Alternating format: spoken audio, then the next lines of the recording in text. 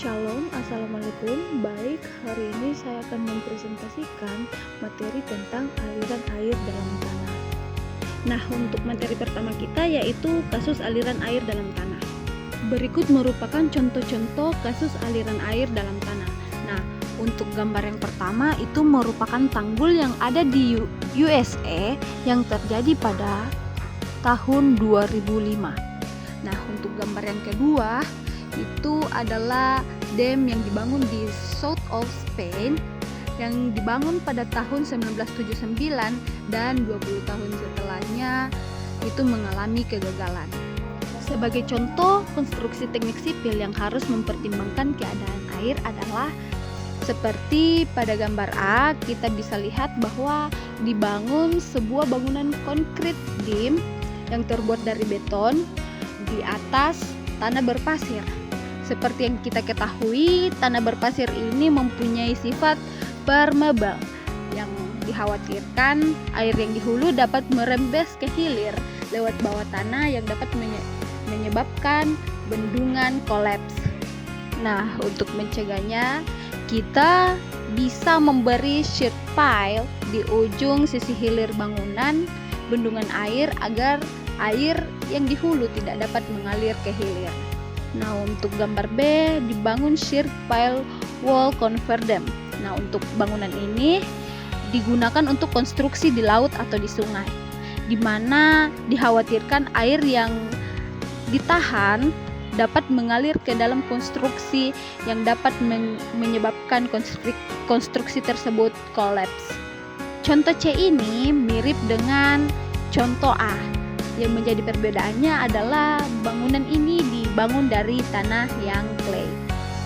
Nah, kita harus memastikan bahwa tidak ada air yang merembes ke bendungan yang dapat menembus ke sisi hilirnya.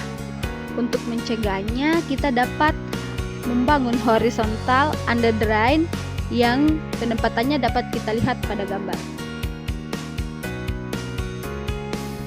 Nah, pengertian dari groundwater atau air tanah adalah air yang berada di bawah muka tanah. Nah, di sini air yang berada dalam muka tanah ini terjadi akibat adanya siklus hidrologi.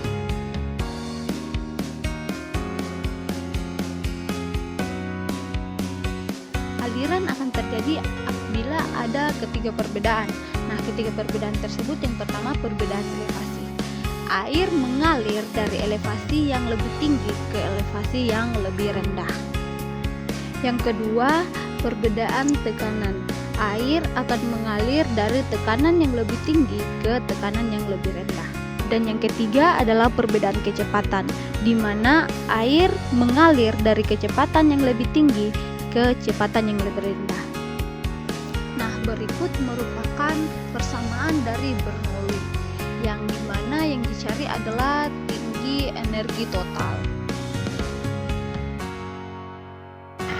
Menurut gradien hidrolik, ketika kita punya datum, berarti HA atau energi A, energi total A, merupakan jarak dari datum ke muka air yang ada di pisometer A, di mana energi total itu terdiri dari tekanan dan elevasi. Persamaan untuk mencari gradien hidrolik sendiri dapat kita lihat pada gambar. Nah, untuk hukum Darcy yang pertama yang kita cari adalah kecepatan air atau V, di mana kecepatan air ini dapat kita cari dengan rumus K dikali I, di mana K adalah koefisien rembesan dan I adalah gradien hidrolis. Yang kedua, volume air yang mengalir per satuan waktu, debit atau flow rate atau Q. Nah, di mana ini Q itu kita cari dengan mengalihkan kecepatan air dengan luas penampang. Untuk yang ketiganya adalah volume air mengalir dalam waktu tertentu, di mana persamaan ini didapatkan dari substitusi persamaan 1 dan persamaan 2.